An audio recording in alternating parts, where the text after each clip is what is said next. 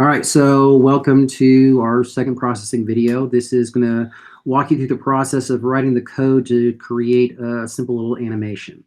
So you're going to see three significant blocks of code that we're going to create in this. And now, if you've written Java before, you saw that we had to use, say, class and your public static void main string args. You may have seen things like that. The processing framework sort of hides that element. It's still there behind the scenes, but the IDE hides that from you to focus on sort of key things related to creating the animation. Okay, and you'll see this in the tutorials as well. But the first area that you have is essentially your variable declaration, and this is to define variables that are globally scoped. Okay, because as you'll see in a bit, we'll create a setup method and a draw method. And if you create variables within the setup method, they're only scoped or available within that method. If you create variables within the draw method, they're only available within that draw method. So to create global variables, if you want them to be accessible from both setup and the draw methods and any other methods you happen to create, you need to make sure that you define them in sort of this global area. So we're going to write a comment at the top of the IDE. And to do single line comments in Java, it's //. So we'll say // variable declaration.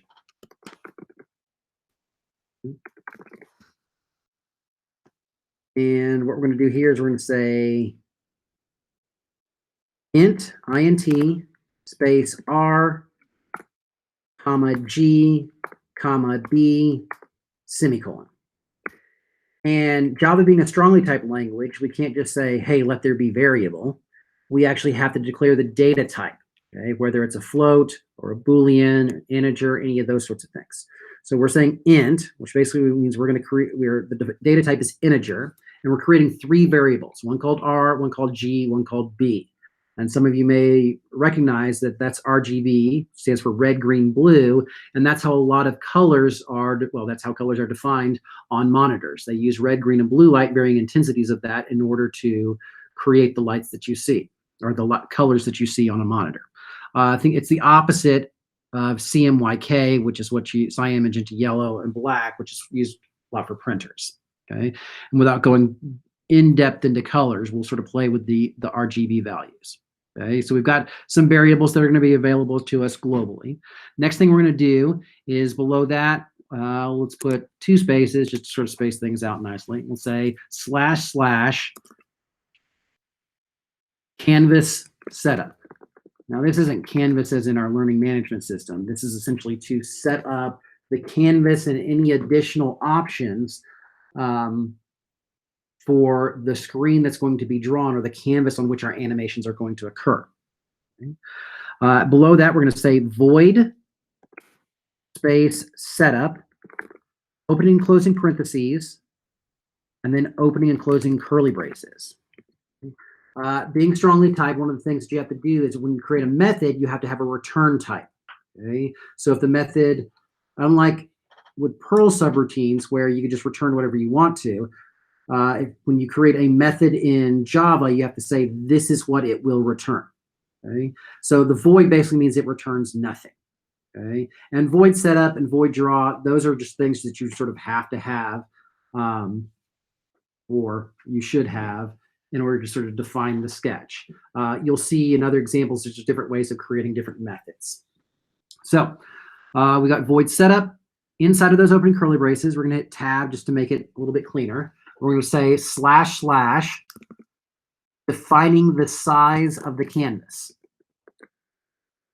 And below that, we'll say size, parentheses, I don't know, let's go with 800, 600, close parentheses, semicolon. So this is basically going to create a canvas that'll be 800 pixels by 600 pixels. You also see some examples where some people use the full screen method, where it'll be like full screen and opening and closing parentheses semicolon. That basically just makes the sketch expand to the full size of whatever the display is that you're displaying it on. Okay. Below that, let's add another comment. Let's say / setting the starting background color. Below that, we'll say background, parentheses, and we'll go with 0, close parentheses, semicolon. Now, what we're doing is we're passing an RGB value to the background command, and you can do it in 3 different steps. So you can pass it how much red, comma, how much green, comma, how much blue, okay? And you can do that by passing in variables or actually hard coding numbers in there. The numbers are between 0 and 255, 255 being the max. If you give the background and several other methods that you'll see a single number between 0 and 255, basically it's a grayscale. So 0 will be black and 255 will be white. Basically, the higher those numbers go, the closer you get to white. The lower the numbers go, the closer you get to black. Okay? Because your screen starts out black, and as you add more light, you get closer to white. Okay? If we had said, so background parentheses 0, close parentheses, semicolon is the same as background open parentheses 0, comma, 0, comma, 0, close parentheses, semicolon. We just went with the shorthand way and said, boom, we're just going to start out with a black background. Okay? So at this point, you should note shouldn't be any syntax errors down in the little syntax error console. Let's go ahead and run this by hitting play. And what that should do is that should draw a canvas that's 800 by 600 pixels with a black background. Okay? Fairly straightforward, nothing major. It doesn't do anything because all we have is the setup method, which essentially sets up our canvas. Okay? You can hit stop or you can close out that canvas window and we can jump back to the IDE. Okay? Now you can edit things in the IDE, or if you prefer to edit in Notepad++ or something else, you can do that and copy and paste it back into the IDE if that's your preference. Okay? Let's stay inside of the setup method and let's go ahead and let's define R, G, and B. So we're going to so before the closing curly brace inside of the setup method, we're going to say R equals 0, semicolon. Below that, we'll say G equals 255, semicolon. And below that, B equals 255, semicolon. Okay? So we declared the variables up at the very top, but in the setup method, we're actually initializing them to red to 0, green to 255, and blue to 255. And you can look online for understanding sort of how those works. There are different ways of denoting that, which you'll often see in the processing tutorials, 0 and 255. So essentially this means no red light, full green, and full blue. This is actually cyan, or sort of a light blue-green as far as monitors are concerned. Okay? All right, so that we're not going to do anything with that now. We could have technically define those up at the top and use that to set our background, or define those earlier in the setup method and define background based on what we set up in the setup method. There's different ways of playing with it, and as you look through the tutorials, you'll see different examples of that. What we're going to go ahead and do, though, is we're going to go below the closing curly brace of the setup method, and we're going to add our draw method. So we're going to say void space draw, opening closing parentheses, and then opening closing curly braces. Inside of that, what we're going to do is we're going to say fill parentheses 0, 255. Excuse me, not 0, 255. We set up variables. My apologies. Fill parentheses R, G, B, close parentheses, semicolon. Okay? And even though we defined R, G, and B in setup, because we globally scoped those up at the top, draw is able to access whatever values were put into those variables by the setup method. Okay? So fill, this basically means any shape we draw is going to get this fill color. Now it's important to note that there's a line color as well as a fill color. If we wanted to make the lines surrounding whatever shape we draw the same color, what we can do is below that we'll say stroke, opening parentheses, R, G, B, close parentheses, semicolon. So this basically makes the fill and the line surrounding the shape the same color. This is very similar to if you've created shapes in PowerPoint and how you can set the fill to be one color or the line a different color. You can do things like change the stroke weight, so how thick is the line, a lot of different things that you can play around with. We're just sort of creating a light blue-green fill and color, so they're the same. They don't have to be the same, we're just making them the same, all right? The next thing we're gonna do is we're gonna say rect, R-E-C-T, opening parentheses, And you can look up in the reference page what the commands are for rect. But basically, this creates a rectangle. There's other shapes that you can create: ellipses, circles, squares, all sorts of stuff. So rect opening parentheses, and this takes 4 parameters or 4 options to it. Okay, and the first 2 are the XY coordinates of the top left corner of the rectangle, and the next 2 parameters are the width and height of that rectangle. So what we're going to say is rect open parentheses 100 comma 100 comma with 200 comma 200 close parentheses semicolon. Again, we could have defined these with variables if we wanted to. We're just hard coding constants for now. Okay. So let's go ahead and save it. We don't need to save it. It is automatically saving it, but you can always go to File and say, actually, is it automatically saving it? It may not be. It's not. I may just have lied to you. I did lie to you. It's not automatically saving. Go to File and Save, and that's where you can actually change the name of it. So let's go ahead and change the name of this to processing example. And save it. And actually, if you will, if you're on a Mac, open up Finder, go to your Documents folder, go to Processing, and then you should see inside of there, there's a folder called Processing Example. Mm-hmm. Okay. If you install any libraries, the libraries will get dropped in here. And if you open up that Processing Example folder, okay, you're going to see inside of there, there's this file called PDE. The PDE is the actual sketch program. Okay. If you add anything like pictures, which are raster images, or audio or anything like that, a data folder will be created that those will get dropped in. Now, it's important to note that if you're using the IDE, you have to do everything through an IDE. You can't just drag and drop stuff into the folder and have the IDE recognize it. You will have to go back into the IDE, and if you will go back into the IDE, go to things like Sketch and Add File, and that's how you'll have to add MP3s or JPEGs or whatever media it is that you want the sketch to be aware of. You have to use it, since you're using the IDE, you have to do everything through the IDE. You can't just drop things into the folder, even though you know where the stuff is in the folder.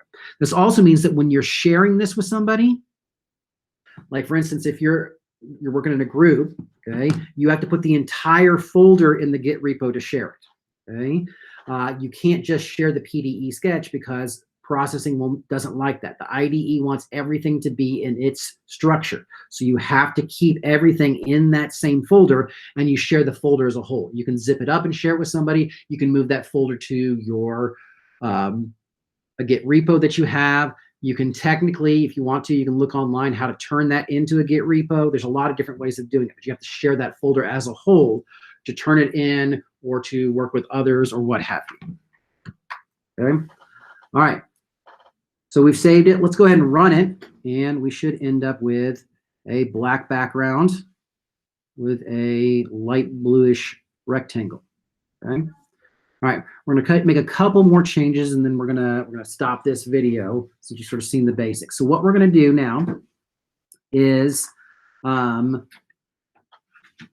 let's actually go back up to the variable declaration.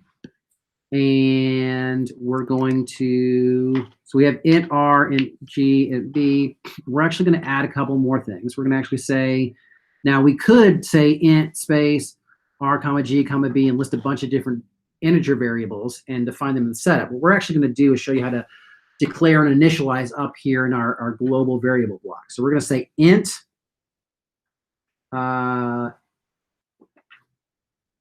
let's go with int x equals 100 semicolon, and below that int y equals 100 semicolon.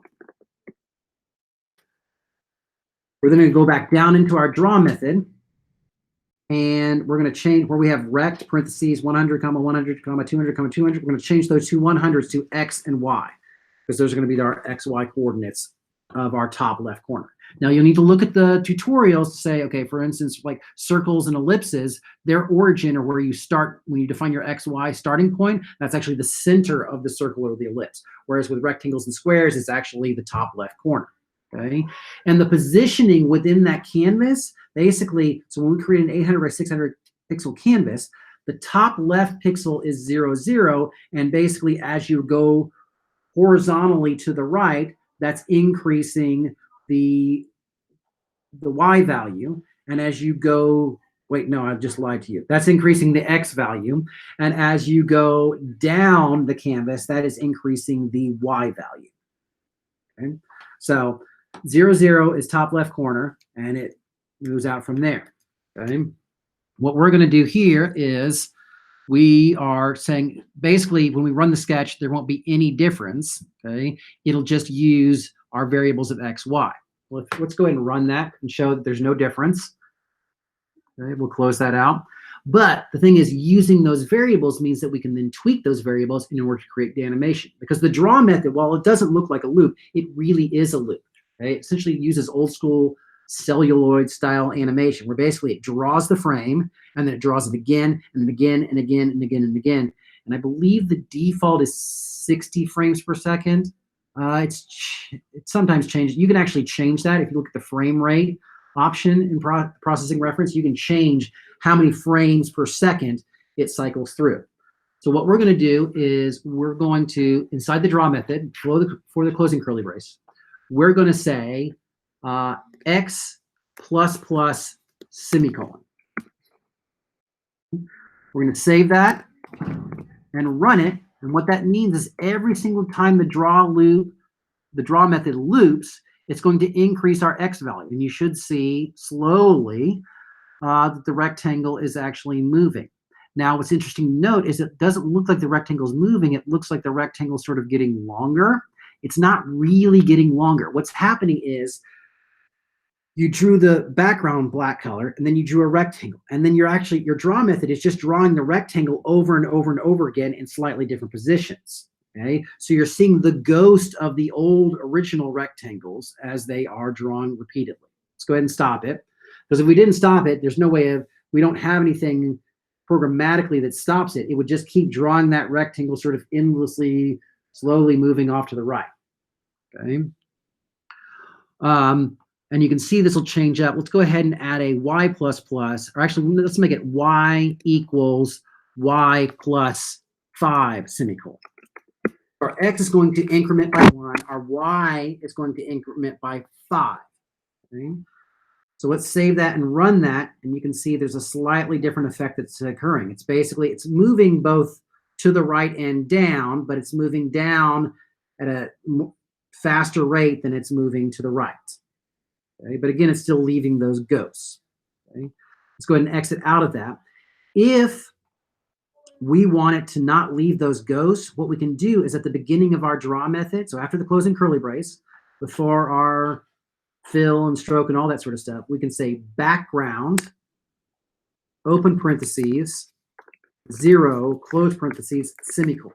And what this will do is this will redraw the background every single time that draw method loops. So for every single drawing of the frame, it will redraw the background, so basically puts black across the entire thing, and then draws the rectangle in the new position. So let's save that and run it. And you should see that that rectangle can sort of move around. Or it still follows the pattern we set. And if we never stop it or we don't programmatically change it, it will continue to sort of just fall down and slightly to the right forever. Even if it goes off the canvas, it'll still essentially be processing that. It's just drawing it off screen. Okay. Let's go ahead and stop it. Right? And that's the basics. I would suggest that you take a look at some of the other examples on processing.org and sort of see how they play with those different things. And you'll see, be it a line, be it a rectangle, there's different ways of doing that. You can even create, this is the basics, you can add some if statements and do things like your old school sort of bouncing screensaver where the rectangle just sort of bounces across the boxes. And you would basically say, if, the y-axis is greater than whatever value, then instead of doing x plus plus, you do x minus minus to make it bounce back. Okay, and so you can see a lot of examples on how to keep it from just flying off the screen. Okay, and you especially want to make sure that you do that. Don't just let things fly off the screen and assume they're gone. They're still being drawn and they're still eating up memory and processing cycles. So be aware of that. That's it for this quick little demo of basic animation in processing.